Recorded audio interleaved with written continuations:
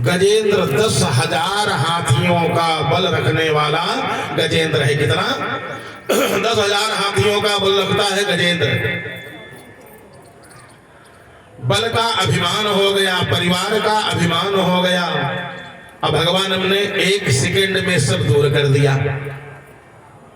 एक दिन तमाम कमल के पुष्पों को, वृक्षों को उखाड़ता हुआ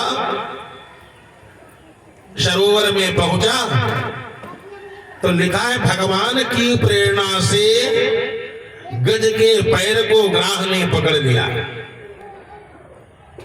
प्रेरणा किसकी है? भगवान की। पकड़ लिया पैर और खींचता अथाह जल में ले गया। लेकिन गजेंद्र कहता हमारे पास इतनी ताकत है, बल है, बल का अभिमान है। गजेंद्र बाहर तक खींच लाया, बाहर तक खींच लाया और बस थोड़ा थल में आने वाला था, पृथ्वी पर आने वाला था। अगर थल पर आ जाए, जमीन पर आ जाए तो थल का बली है गजेंद्र और जल का बली है ग्राह। फिर खींच ले गया, अथाह जल में ले गया। परिवार वालों को जब बल नहीं काम दिया तो परिवार वालों को चिल्लाया कि जल्दी आ जाओ। हथनियां आ गई, सब आ गए, परिवार के लोग आ गए, पत्नियां इसकी कई थी, सबके सब आ गई। सूंड में सूंड फंसाया और सबके सब खींचने लगी। लेकिन परिणाम क्या हुआ? अरे परमात्मा ने जिसको परमात्मा की ही प्रेरणा से जो पकड़ा गया है उसको खींच हो सकता है। पूरे परिवार के लोग खींचते रहे, बहुत दिन तक ये लड़ाई चलती रही। लेकिन गजेंद्र हार गया। जब गजेंद्र हार गया, एकदम दुबला हो गया, न बल बचा और परिवार जो था वो भी छोड़ करके चला गया। परिवार ने कहा अगर ये बच भी गए, अब तो एकदम मरणासन है, मरणासन है। अगर ये बच भी गया तो किस काम का बचेगा? अगर बच भी गया तो ये किस काम का रहेगा? क्योंकि एकदम दुबला हो गया। क्योंकि परिवार तो तब तक साथ देता है जब तक ताकत हो, धन हो, सबके मन की करते रहो, तब तक परिवार तो मानेगा। और जिस दिन ताकत नहीं बची उस दिन परिवार भी कहता है कि तुम बेकारे में भार बने हो। और पता नहीं क्या क्या कह डाला है, तो भगवान जाने, ज्यादा कहने की जरूरत है नहीं, सब लोग जानते हो। तो परिवार भी तन निरोग धन जेब में सब, जब तक और सबके मन की करोगे तब तक मानेगा परिवार। हमने देख लिया सब मतलब के यार, हमने देख लिया। संसार बड़ा विचित्र है। अब सबके सब चले गए, अकेला गजेंद्र बचा।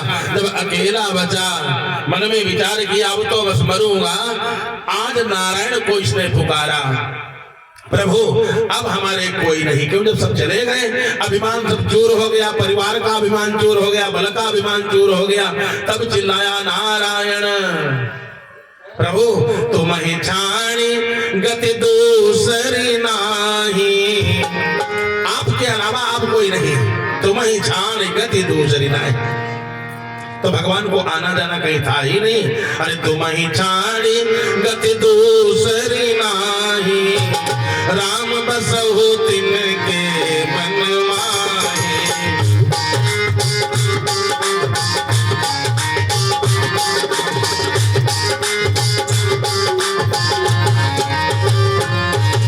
जैसे चिल्लाया प्रभु आपके अलावा और कोई नहीं, चिल्लाया, भगवान ने कृपा कर दी तुरंत। भगवान ने कृपा किया। अच्छा, जब तक जीव कहता नहीं प्रभु आपके अलावा नहीं कोई, अब भगवान कृपा भी काहे करें?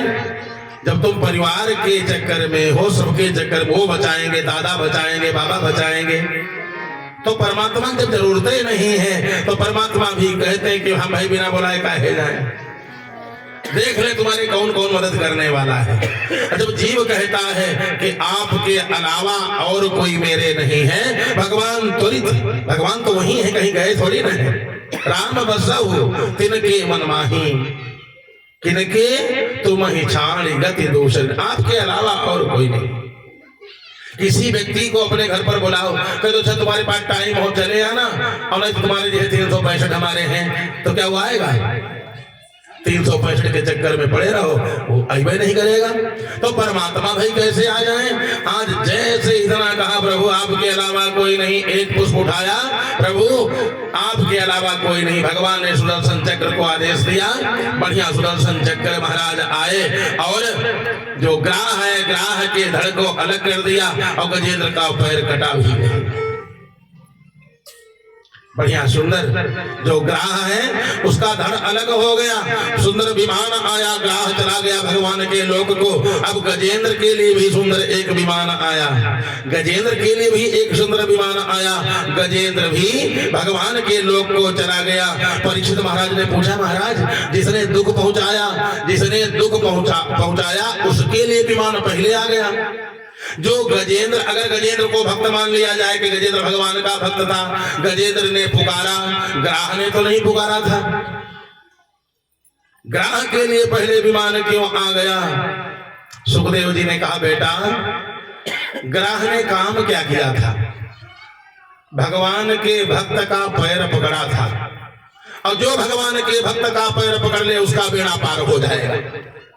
जो भगवान के भक्त का यानी दासानुदासो भवितास्मि भूयः, दासानुदासो भवितास्मि भूयः, मैं भगवान के दासों का दास बनना चाहता हूँ। भगवान के जो दास हैं उनका पैर जो भी पकड़ ले, क्या पूछना, उसका काम तो वैसे भी बन जाएगा, उद्धार हो ही जाएगा।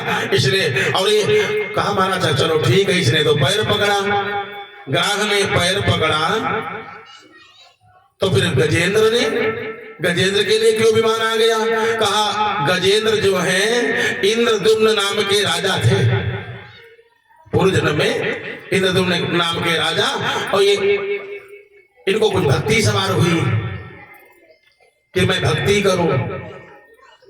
गए सुंदर बढ़िया जंगल में गए, आश्रम में पहुंचे और जा करके पूरा माथा ऐसे पोत करके बैठ गए, पूरा माथा पोत लिया और पूरा माथा पोत करके बैठ गए। अब जो कोई आवे तो इनको प्रणाम करे, ये किसी को प्रणाम न करें। राजा इंद्रद्युम्न 2 दिन के भगत, जैसे बहुत लोग ऐसे होते हैं कि थोड़ा कपड़ा उपड़ा 1-2 दिन रंग लिया और 10-5 दिन भय हमारे को माथा पोत लिया, कहो पेंट लगा ले, छुटबे न करे, 4 इंची 5 इंची बुरुश से कहो पूरा माथा इसे रंग है पूरा।